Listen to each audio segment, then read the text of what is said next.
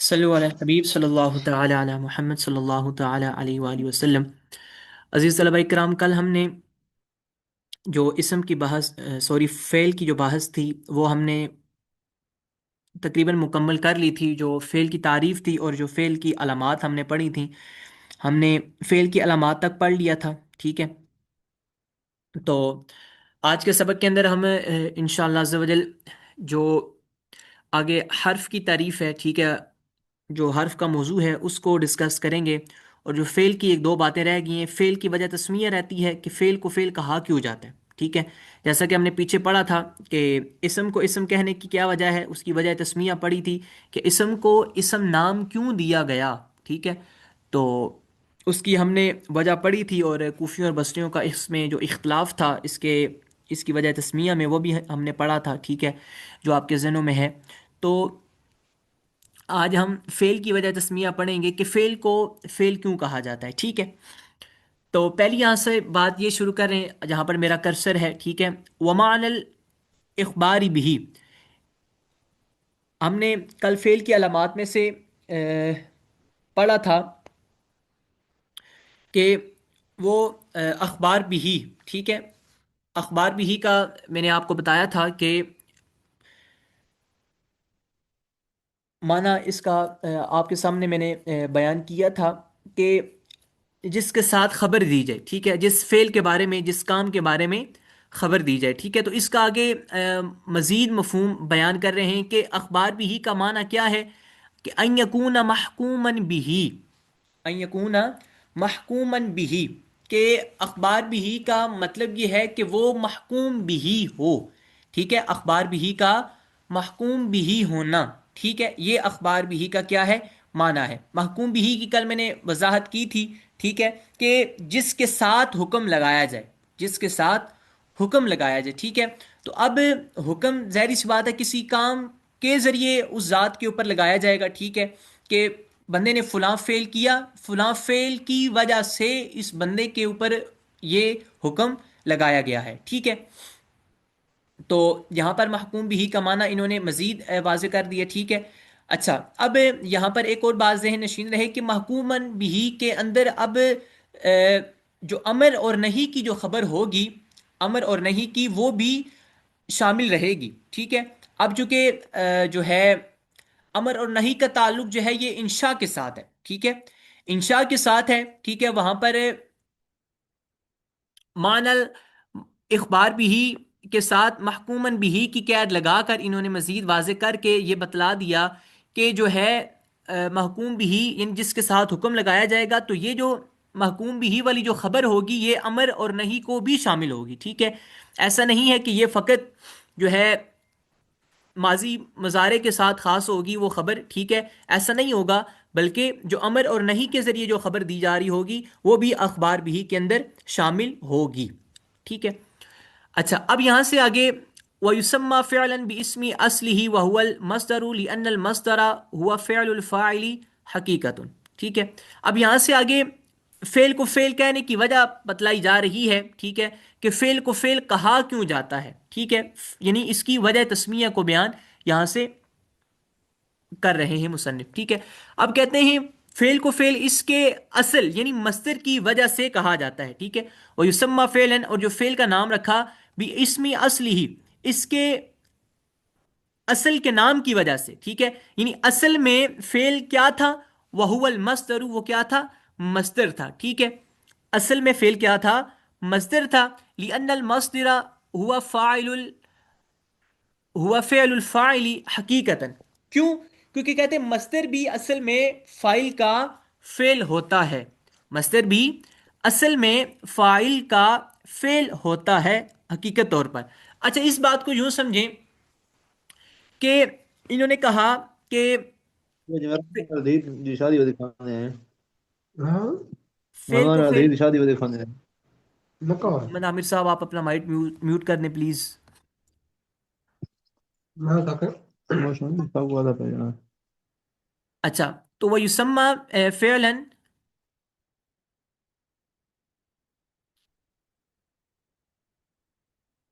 کہ فعل کو اس کے اصل یعنی مصدر کی وجہ سے اس کو کہا جاتا ہے، ٹھیک ہے۔ تو آگے اس کی اس بات کو مزید آسانی کے ساتھ یوں آپ سمجھیں کہ دیکھیں جو فعل ہے، فعل یہ اصل میں بنا کس سے ہے؟ یہ مصدر سے ہی بنا ہے، ٹھیک ہے؟ جیسا کہ مثال کے طور پر آپ دیکھیں ضرب یضرب ضربن، اب ضرب کی اصل کیا ہے؟ ضربن اس کا مصدر ہے، ٹھیک ہے؟ ضرب فعل ہے اور ضربن اس کا کیا ہے؟ مصدر ہے، ٹھیک ہے؟ تو چونکہ مصدر اصل ہے اور فعل کیا ہے؟ فرع ہے، ٹھیک ہے؟ تو گویا کہ اصل کا نام کس کو دے دیا؟ فعل کو دے دیا، ٹھیک ہے؟ فرع کو دے دیا، ٹھیک ہے؟ اب مصدر کیا ہے؟ اصل ہے، اور فعل اس کی کیا ہے؟ فرع ہے، ٹھیک ہے؟ چونکہ مصدر سے ہی فعل نکلا ہے، ٹھیک ہے؟ مصدر اصل ہے اور جو آگے اس کی فرع ہے وہ کیا ہے؟ فعل ہے، ٹھیک ہے؟ تو اس مصدر کا اعتبار کرتے ہوئے فعل کو جو مصدر کا اعتبار کرتے ہوئے، ٹھیک ہے، اس کی اصل کا اعتبار کرتے ہوئے فعل کو یہ نام دیا گیا ہے، چونکہ مصدر جو ہے یہ اصل ہے اور فعل اس کی فرع ہے، ٹھیک ہے؟ تو اس وجہ سے اس کا یہ نام دے دیا گیا، ٹھیک ہے؟ جیسا کہ ایک قاعدہ بھی بیان کیا جاتا ہے کہ تسمیت الفرع باسم الاصلی، ٹھیک ہے؟ یعنی اصل کا نام فرع کے نام کے ساتھ ہے، ٹھیک ہے؟ فرع کے طور پر اس کو نام رکھ دیا جاتا ہے، ٹھیک ہے؟ تو عزیز طلبہ اکرام، یہاں تک ہماری جو فعل کی بحث تھی، ٹھیک ہے، وہ اختتام کو پہنچتی ہے۔ اب یہاں سے آگے حرف کی بات شروع ہوتی ہے، ٹھیک ہے؟ ہم نے کلمہ کی کتنی قسمیں پڑھی تھی؟ 3، اسم، فعل اور حرف، ٹھیک ہے؟ اسم کی بحث مکمل ہوئی اور فعل کی بھی بحث مکمل ہو چکی ہے۔ اب یہاں سے مصنف علیہ رحمہ اس مقدمہ کے اندر جو آخری بحث ہے حرف کی، وہ یہاں سے آگے بیان فرما رہے ہیں کہ حد الحرفی، حرف کی حرف کی تعریف کیا ہے؟ مصنف نے بیان فرمایا کہ کلمۃ لا تدل علی معنی فی نفسها بل تدل علی معنی فی غیرها، نحو من، ٹھیک ہے؟ اچھا، یہاں سے مصنف علیہ الرحمہ نے حرف کی تعریف اور اس کی مثال کو بیان کیا ہے کہ حرف ایسا کلمہ ہے کہ لا تدل علی معنی فی نفسها، کہ جو اپنے معنی پر خود بخود دلالت نہیں کرتا، بلکہ یہ کسی غیر کے معنی پر دلالت کرتا ہے، یا اس کا ایک دوسرا مفہوم آپ یوں لے لیں، کسی دوسرے کے ساتھ مل کر یہ اپنا معنی واضح کرتا ہے، خود بخود یہ اپنا معنی نہیں دیتا، ٹھیک ہے؟ بلکہ کسی غیر کے ساتھ جب تک ملے گا نہیں، کسی دوسرے لفظ کے ساتھ ملے گا نہیں، تب تک حرف جو ہے یہ اپنا معنی نہیں دے گا، ٹھیک ہے؟ کلام عرب کے اندر جب حرف آئے گا تو اپنا معنی تب ہی پیدا کرے گا، تب ہی اپنا معنی دے گا کہ جب یہ کسی دوسرے کے ساتھ ملے گا۔ جیسا کہ آپ دیکھیں لفظ من ہے، مصنف نے مثال بیان فرمائی نحو من، جیسا کہ من لفظ من ہے۔ اب آپ دیکھیں کلام عرب کے اندر جہاں پر من آ جائے، الہ آ جائے، او آ جائے، یا کوئی بھی اس طرح کا حرف آ جائے، ٹھیک ہے، تو اس کا کیا فائدہ ہوگا؟ اگر یہ اکیلا لکھا ہو تو اس کا کیا فائدہ ہوگا؟ جب تک یہ کسی دوسرے جملے کے ساتھ نہیں ملے گا تب تک یہ اپنا معنی پورا نہیں کرے گا، ٹھیک ہے؟ تو آگے اس کی مصنف پوری مثال دیں گے۔ دیکھیں اب من کا کیا معنی ہوتا ہے؟ فَإِنَّ مَعْنَاهَا الْإِبْتِدَاء، پس بے شک اس من کا معنی کیا ہے؟ ابتدا۔ من وہاں پر لایا جاتا ہے جہاں پر کسی چیز کی ابتدا کی جا رہی ہوتی ہے، ٹھیک ہے؟ یعنی کسی چیز کی ابتدا کو بیان کرنے کے لیے کلام عرب کے اندر من کو لایا جاتا ہے، ٹھیک ہے؟ اب کہتے ہیں دیکھیں وہی لا تدل علیہ، اب کہتے ہیں یہ کسی پر دلالت نہیں کرتا مگر بعد ذکر ما منہ الابتدا، ٹھیک ہے؟ جو اس کی ابتدا یعنی کہ جو من کو لایا گیا ہے ابتدا کے طور پر، اب اس کی ابتدا کے بعد، ٹھیک ہے، شروع کرنے کے بعد، من کو لانے کے بعد جو جملہ آئے گا، اس کے بعد جو عبارت لکھی ہو، ذکر کی گئی ہوگی، اس کے ساتھ مل کر من اپنا معنی کیا کرے گا؟ دے گا۔ جیسا کہ یہاں پر مصنف علیہ الرحمہ نے مثال کو بیان فرمایا ہے البصرہ الکوفہ، مثلا تقول سرت من البصرۃ الی الکوفہ، ٹھیک ہے؟ اب دیکھیں یہاں پر اس مثال کے اندر مصنف فرماتا تقول، جیسا کہ یہ واحد مذکر حاضر کا صیغہ ہے، ٹھیک ہے؟ جیسے کہ تو کہے، مثال کے طور پر یہاں پر شکیل بھائی ہیں، شکیل بھائی کہیں کہ سرت من البصرۃ الی الکوفہ، میں نے سیر کی بصرہ سے کوفہ کی طرف، سرتو میں نے سیر کی، من البصرتی بصرہ سے، الی الکوفہ کوفہ کی جانب، کوفہ کی طرف۔ اچھا، اب اس مثال کے ذریعے سمجھیں من کی مثال کو کہ جہاں پر جو لفظ من لایا گیا ہے، ٹھیک ہے، بصرہ کے ساتھ، اب دیکھیں من البصرہ کے ساتھ ملا تو یہاں سے اس کی ابتدا ہوئی ہے، یعنی بصرہ سے، میں نے سیر کی بصرہ سے، یعنی بصرہ سے سیر کی شکیل بھائی کی ابتدا ہوئی الی الکوفہ۔ اب جب بصرہ کو، من البصرتی کو الی الکوفہ کے ساتھ ملایا، ٹھیک ہے، من البصرتی کو الی الکوفہ کے ساتھ جب ہم ملائیں گے تب جا کر مفہوم مکمل ہوگا الی الکوفہ، یعنی میں نے سیر کی بصرہ سے، ٹھیک ہے، الی الکوفہ، کوفہ تک کی، کوفہ کی طرف کی، ٹھیک ہے، تب جا کر اس جملے کا جو معنی ہے وہ مکمل ہوگا، مگر نہ اس کا مفہوم واضح نہیں ہوگا۔ جیسا کہ آپ دیکھیں سرت من البصرتی، یعنی میں نے بصرہ سے سیر کی۔ اب یہاں تک بھی من وجہن ایک اعتبار سے جملہ مکمل ہوتا ہے، مگر اس کا جو مزید مفہوم ہے، ٹھیک ہے، من کا یہ الا کے ساتھ ملا تب جا کر اس کا جو واضح مفہوم ہے وہ مکمل ہوا، ٹھیک ہے، جیسا کہ میں نے سیر کی بصرہ سے کوفہ تک، ٹھیک ہے۔ اب من دیکھیں، من کے ساتھ ابتدا ہوئی جملے کی، اور الا چکے عبارت کے اندر کسی چیز کی انتہا کو بیان کرنے کے لیے لایا جاتا ہے، ٹھیک ہے، یہ آپ نے ذہن رکھنا ہے کہ کون سا لفظ کس کے لیے استعمال ہوتا ہے، ٹھیک ہے۔ یہاں تک عزیز طلبہ اکرام آپ کو بات سمجھ آ گئی ہے؟ جی ضرور آگے۔ جی جی حضور۔ الحمدللہ۔ اچھا، تو اب مصنف کے اسلوب کے مطابق اگلی بات کو بیان کر رہے ہیں کہ وعلامتہ، کہ حرف کی علامات کیا ہیں، ٹھیک ہے، حرف کی علامات کیا ہیں؟ تو یہاں سے مصنف بیان فرما رہے ہیں کہ اللہ یصح الاخبار اخبار عنہ ولا به، و اللہ یقبل علامات الاسماء ولا علامات الافعال، ٹھیک ہے، کہ کہتے ہیں کہ جو حرف ہوتا ہے یہ نہ اخبار عنہ ہوتا ہے اور نہ اخبار بھی ہوتا ہے، اور نہ یہ جو اسم کی علامات ہیں نہ ان کو قبول کرتا ہے، اور نہ جو حرف کی علامات ہیں نہ ان کو قبول کرتا ہے، ٹھیک ہے۔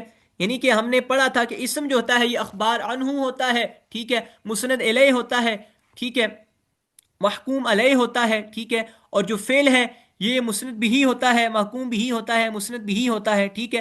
تو کہتے ہیں حرف کے اندر ایسا کوئی معاملہ نہیں ہوتا، ٹھیک ہے، اور نہ یہ جو ہے اسم کی علامات کو قبول کرے گا حرف، اور نہ جو ہے فعل کی علامات کو قبول کرے گا، بلکہ یہ جو ہے حرف جو ہے افعال کے ساتھ مل کر، افعال یا اسماء کے ساتھ مل کر ہی اپنا معنی واضح کرے گا، اکیلا یہ محمل ہوگا، اکیلا یہ اپنا معنی دینے میں ہمیشہ کسی کا محتاج ہی رہے گا، خود بخود یہ اپنا معنی نہیں دے سکتا کلام عرب کے اندر جب تک یہ کسی کے ساتھ ملے گا نہیں۔ اچھا، اب یہ کہتے ہیں ایک اور بات، کہ اب ایسا بھی نہیں ہے کہ بھائی جو حرف ہے اس کا کوئی فائدہ ہی نہیں ہے، ٹھیک ہے، اس کا کوئی فائدہ نہیں ہے، حرف کے بڑے فوائد ہوتے ہیں کلام عرب کے اندر، کہ جو اگلی عبارت کے اندر ان فوائد کو ذکر مصنف بیان کر رہے ہیں، ٹھیک ہے۔ دیکھیں، وَلِلْحَرْفِ فِي كَلَامِ الْعَرَبِ فَوَائِدٌ، کہتے ہیں کلام عرب میں حرف کے لیے بہت سارے فوائد ہیں، ٹھیک ہے، فائدہ کی جمع ہے فوائد، ٹھیک ہے، یعنی کہ حرف کے کلام عرب کے اندر، عربی کلام میں بہت سارے فوائد ہوتے ہیں، جیسا کہ کون کون سے فوائد ہوتے ہیں، جیسا کہ آگے مصنف نے فرمایا۔ اچھا، یہ جو آپ نے ذہن میں رکھنا ہے، کربتی آیا ہے بین الاسمین۔ اچھا، اب یہ جو کاف ہے، کاف، یہاں پر آپ کو ایک مزید اضافی بات عرض کرتا چلوں کہ جو کاف ہوتا ہے یہ تشبیہ کے لیے آتا ہے، کس کے لیے آتا ہے؟ تشبیہ کے لیے، ٹھیک ہے، یا کسی چیز کی مثال بیان کرنے کے لیے بھی آتا ہے، ٹھیک ہے، جیسا کہ یہاں پر آپ دیکھیں کربتی بین الاسمینی، مثال کے طور پر، اب یہاں پر کاف سے مراد تشبیہ دے رہے ہیں، ٹھیک ہے، مثال بیان کر رہے ہیں کہ دو اسموں کے درمیان رابطہ قائم کرنے کے لیے کلام عرب کے اندر حرف کا استعمال ہوتا ہے، ٹھیک ہے، دو اسموں کے درمیان کیسے؟ جیسا کہ نحو زید فی الداری، زید فی الداری، اب آپ دیکھیں زید بھی ایک اسم ہے اور الداری بھی اسم ہے، ٹھیک ہے۔ اچھا، یہاں سے میں آپ سب میں سے سوال کرتا ہوں، آپ اپنا مائک ان میوٹ کیجئے ذرا۔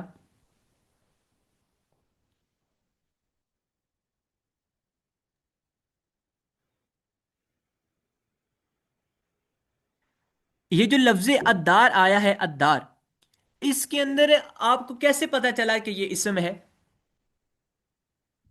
کوئی بتائے گا؟ اس کے الف شروع میں لام الف آ لام گیا. آ گئی. کیا بات ہے، بہترین. بس یہی آپ سے پوچھنا میں چاہ رہا تھا. ٹھیک ہے.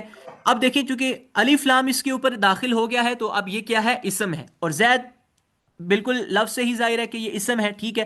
اب آپ دیکھیں زیدن یہ بھی اسم ہے اور فدار یہ دونوں اسم ہیں. اب جو ان دونوں کے درمیان ربط قائم کیا ہے، زید اور ادار کا جو آپس میں تعلق قائم کروایا ہے، وہ کس نے کروایا ہے؟ حرف نے کروایا ہے، لفظ فی نے کروایا ہے.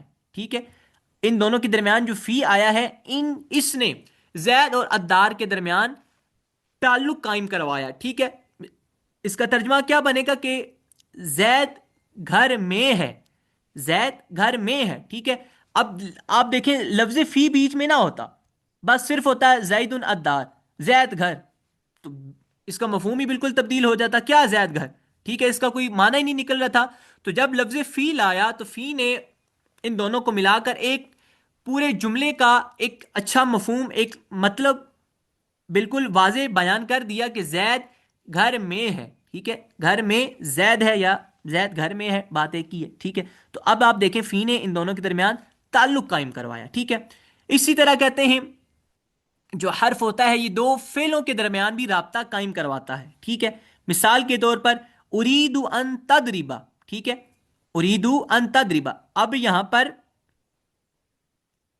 ان کیا ہے؟ یہ حرف ہے. ٹھیک ہے. تو اب اریدو یہ کیا ہے؟ فعل ہے. اور تدریبا بھی فعل ہے. ٹھیک ہے. اریدو واحد متکلم کا صیغہ ہے اور تدریبا یہ واحد مذکر کا صیغہ ہے، حاضر کا صیغہ ہے. ٹھیک ہے. اب آپ دیکھیں کہ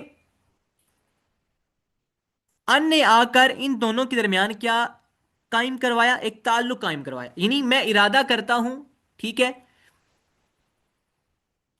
ان تدریبا تجھے مارنے کا. ٹھیک ہے. ان تدریبا تجھے مارنے کا میں کیا کرتا ہوں؟ ارادہ کرتا ہوں. ٹھیک ہے.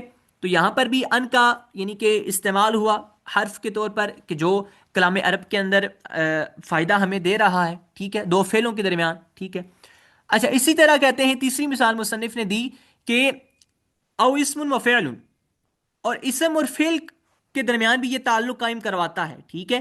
جیسا کہ کدربت بالخشبتی، میں نے مارا بالخشبتی لکڑی کے ساتھ. ٹھیک ہے. میں نے مارا لکڑی کے ساتھ. اب دیکھیں لفظ با جو آیا ہے، با یہ جہاں پر میرا کرسر ہے. ٹھیک ہے. اب لفظ با نے خشبہ کیا ہے؟ اسم ہے. اور درب تو کیا ہے؟ فعل ہے. ٹھیک ہے. تو اب اگر با نہ ہوتا، ٹھیک ہے، تو کیا خرابی لازم آنی تھی کہ اس کا معنی مکمل ہی نہ ہوتا. مطلب کہ اگر مثال کے طور پر آپ دیکھیں کہ با نہ ہوتا تو پھر کیا معنی بنتا کہ ضربت الخشبہ، میں نے مارا لکڑی. میں نے مارا لکڑی یعنی کیا لکڑی؟ میں نے مارا لکڑی. لکڑی کے ساتھ تو یعنی کہ جب تک اس کے ساتھ کوئی آپ صلہ نہیں لگائیں گے، کوئی حرف نہیں لگائیں گے، بھائی لکڑی کیا، لکڑی کو کیا ہوا؟ میں نے مارا لکڑی یعنی لکڑی گویا کہ الگ بات چلی گی اور درب تو الگ بات چلی گی، پورا مفہوم ہی نہیں واضح ہو رہا. لیکن جب ہم نے بالخشبہ با لگایا، حرف لگایا ایک اسم اور فعل کے درمیان میں، تو ایک اسم اور فعل کے درمیان ان دونوں نے مل کر، ٹھیک ہے، اپنا معنی دے دیا. دربت نے بھی معنی پورا کر دیا، خشبہ نے بھی معنی کر دیا. بیچ میں صلہ کون بنا؟ وسیلہ کون بنا؟ با بنا، حرف بنا. ٹھیک ہے.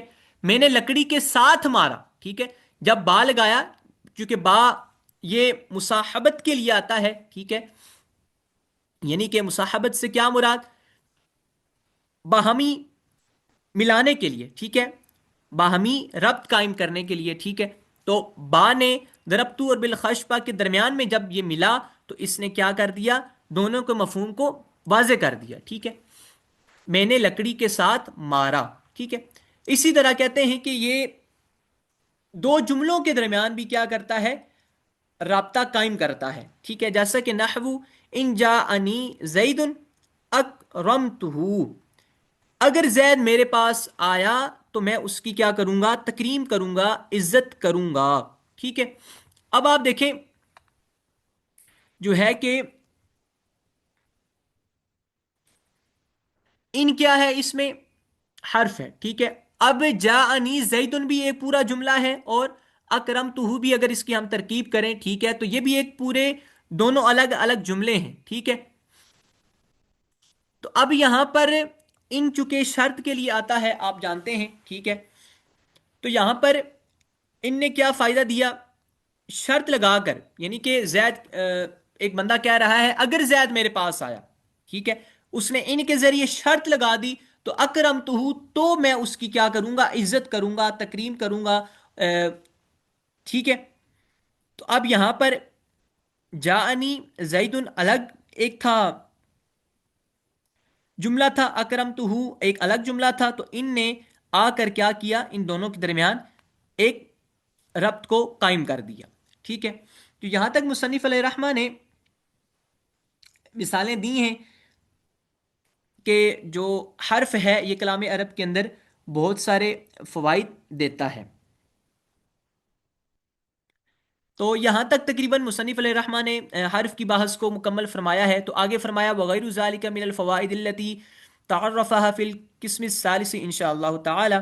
تو مصنف فرماتے ہیں کہ حرف کے اور بھی بہت سارے فوائد ہیں، ٹھیک ہے، دو اسموں کے درمیان اور فعلوں کے درمیان، اسم اور فعل جملوں کے دو جملوں کے درمیان رابطہ قائم کرنے کے علاوہ بھی اس کے بہت سارے فوائد ہیں کہ تعرفہا فی القسم الثالث انشاءاللہ تعالی، کہ جن کو مصنف فرماتے ہیں قسم ثالث کے اندر، یعنی اس کتاب کی جو تیسری قسم آئے گی، تقسیم آئے گی، ٹھیک ہے، تیسری تقسیم اس کتاب کی، تو وہاں پر تو اس کو جان لے گا، ٹھیک ہے۔ یہاں پر مصنف علیہ الرحمٰ نے مزید اس کو واضح نہیں فرمایا، ٹھیک ہے، یعنی کہ چونکہ یہاں پر اسی وجہ سے نہیں فرمایا، آگے بیان کر دیا ہے، تو یہاں پر مصنف نے سرسری طور پر سمجھانے کے لیے حرف کی اہمیت کو چند اس کے فوائد ذکر کر دیے، ٹھیک ہے۔ اچھا، آخر میں مصنف علیہ رحمہ حرف کی بھی وجہ تسمیہ بیان کر رہے ہیں کہ حرف کو حرف کیوں کہا جاتا ہے، ٹھیک ہے۔ وَيُسَمَّى حرفن، اور اس کو حرف کہنے کی وجہ کیا ہے؟ لِوُقُوعِهِ فِي الْكَلَامِ حرفن، ٹھیک ہے، چونکہ مصنف فرماتے ہیں یہ کلام میں ایک طرف واقع ہوتا ہے، ایک کنارے پر، یعنی کہ طرفن ایک کنارے پر واقع ہوتا ہے، ٹھیک ہے۔ اِذْ لَيْسَ مَقْصُودًا بِالذَّاتِ، اور یہ مقصود بالذات نہیں ہوتا، ٹھیک ہے۔ مثل المسند والمسند الیہ، جیسا کہ مسند اور مسند الیہ مقصود بالذات ہوتے ہیں، اس طرح حرف جو ہے کلام عرب کے اندر مقصود بالذات نہیں ہوتا، ٹھیک ہے۔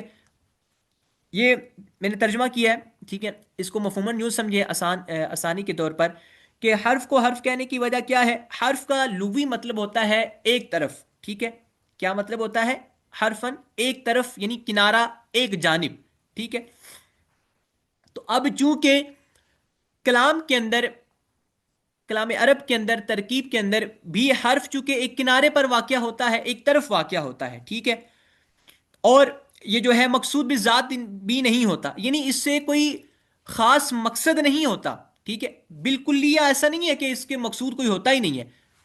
یہ ایک گویا کے مقابلے میں لا کر بات کر رہے ہیں حرف کی، جیسا کہ کہتے ہیں مسند اور مسند الیہ، یعنی کہ جیسے فعل اور اسم سے، اسم کا جو کلام عرب کے اندر جو فائدہ حاصل ہوتا ہے، اس سے جو غرضیں ہوتی ہیں اسم اور فعل سے، وہ حرف سے اس طرح مقصود نہیں ہوتا، حرف سے اس طرح کا فائدہ حاصل نہیں ہوتا جس طرح کا اسم اور فعل سے ہوتا ہے، ٹھیک ہے۔ تو اس وجہ سے کہتے ہیں یہ چونکہ مسند اور مسند الیہ کی طرح مقصود بھی ذات نہیں ہوتا، اور ایک طرف بھی یہ واقعہ ہوتا ہے کلام میں، ٹھیک ہے، تو اس وجہ سے اس کو کیا کہا جاتا ہے؟ حرفن، حرف اس کو کہا جاتا ہے، ٹھیک ہے۔ تو یہاں تک عزیز طلبہ کرام ہماری جو حرف کی بحث ہے یہ مکمل ہو جاتی ہے، ٹھیک ہے۔ تو یہاں سے آگے کلام کے بارے میں بحث شروع ہو جاتی ہے، ٹھیک ہے۔ تو یہ آج بھی میں نے پڑھانا تھا، مگر سبق کے اندر باتوں باتوں میں کچھ اور باتیں سبق کے حوالے سے نکلنا شروع ہو جاتی ہیں، ٹھیک ہے، تو بحث ہو جاتی ہے۔ تو انشاءاللہ عز و جل یہ جو سبق ہے اس کو انشاءاللہ عز و جل ہم کل پر رکھتے ہیں، ٹھیک ہے، اور کل کے سبق کے اندر انشاءاللہ ہم کلام کی متعلق سنیں گے، کلام، ٹھیک ہے، کلام کیا ہوتا ہے، اور ساتھ کوشش کروں گا کہ مورب کی جو تعریف ہے، جو ایک نئی فصل شروع ہو رہی ہے، وہ بھی ہم ڈسکس کر لیں۔ تو یہاں تک انشاءاللہ ہماری کلاس اختتام کو پہنچتی ہے، اب ہم نور الازا کی طرف بڑھتے ہیں۔